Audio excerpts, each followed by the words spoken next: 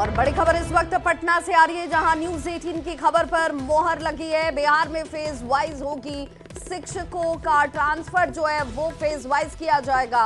पहले फेज में गंभीर बीमारी से ग्रसित शिक्षकों का ट्रांसफर होगा। दूसरे फेज में पति पत्नी के पदस्थापन के आधार पर ये ट्रांसफर किए जाएंगे और तीसरे चरण में दूरी के आधार पर महिला टीचर का ऐच्छिक ट्रांसफर किया जाएगा। साथ ही साथ चौथे फेज में पुरुष शिक्षकों का दूरी के आधार पर यह ऐच्छिक ट्रांसफर होगा। फेज वाइज आवेदन की फिर से होगी जो स्क्रूटनी है वो प्रक्रिया एक बार फिर से होगी, यानी कि जिन 4 फेजों में ये अब आपको पोस्टिंग दी जाएगी उसमें भी आधार तय कर दिए गए हैं। साथ ही साथ फेज वाइज आवेदन की स्क्रूटनी की जाएगी। अभ्यावेदन की स्क्रूटनी के लिए 16 पदाधिकारियों की प्रतिनियुक्ति तक कर दी गई है।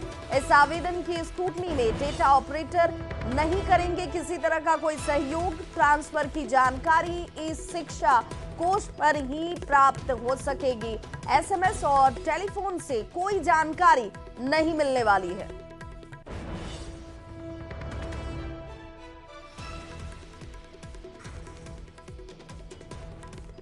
और इस बड़ी खबर के साथ पटना से इस न्यूज 18 संवाददाता रजनीश जुड़ गए हमारे साथ। रजनीश, अब ये मानकर चला जाए कि जो पदस्थापन के आधार 4 चरणों में 4 फेज में कहें वो शिक्षकों के सामने होंगे और उसकी जानकारी उन्हें सिर्फ ई शिक्षा कोष पर ही मिलेगी।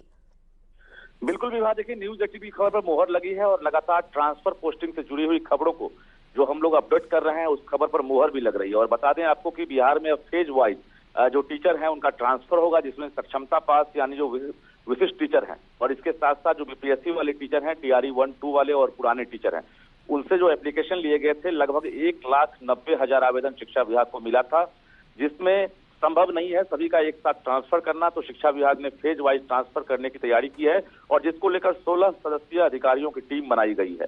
और ये एक्सक्लूसिव जानकारी न्यूज 18 दे रहा है कि जो फेज वाइज ट्रांसफर होगा इसमें पहले फेज में जो कैटेगरी तय किए गए हैं, जिसमें आपको अवसाद रोग से पीड़ित हैं, इसके साथ साथ गंभीर रुग्णता वाले हैं, लीवर हृदय मरीज वाले, और इसके साथ साथ जो दिव्यांग हैं और विधवा परित्यक्ता नारी हैं, इनका ट्रांसफर पहले होगा। और ये ट्रांसफर 6 और 7 जनवरी से ही देखने को मिलेगा ई शिक्षा कोष पर।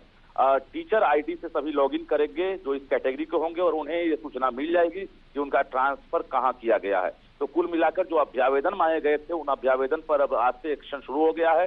तमाम जो 16 सदस्यीय अधिकारी हैं वो अब फाइनल रूप से स्क्रूटनी कर रहे हैं और जैसे जैसे स्क्रूटनी की जाएगी उसके बाद जो है उन्हें ट्रांसफर का लाभ मिलेगा। और दूसरे फेज में जो पति पत्नी के आधार पर जो ट्रांसफर होना है उनका ट्रांसफर होगा। और कहा जा रहा है कि 3 फेज तक एकदम हर हाल में इसी महीने में जनवरी में ट्रांसफर तय है, जिसमें लगभग कहा जाए तो 30 से 40 हजार टीचर को इस बार लाभ मिलने वाला है। ये अंदाजा लगाया गया है जो आवेदन की स्क्रूटनी हो रही है उसके आधार पर, चूंकि रिक्तियों के आधार पर ट्रांसफर होना है और विषयवार जिलावार रिक्तियां जो है शिक्षा विभाग उस पर मंथन करने में जुट गया है। और कुल मिलाकर जनवरी महीने में ही तमाम एक्शन देखने को मिलेगा। हालांकि पुरुष टीचर जो हैं उन्हें चौथे फेज में ट्रांसफर का लाभ मिलेगा और ये जनवरी महीने में संभव नहीं दिख रहा है, यानी फरवरी में इंटर और मैट्रिक की परीक्षा है जिसमें उनकी ड्यूटी लगी रहेगी।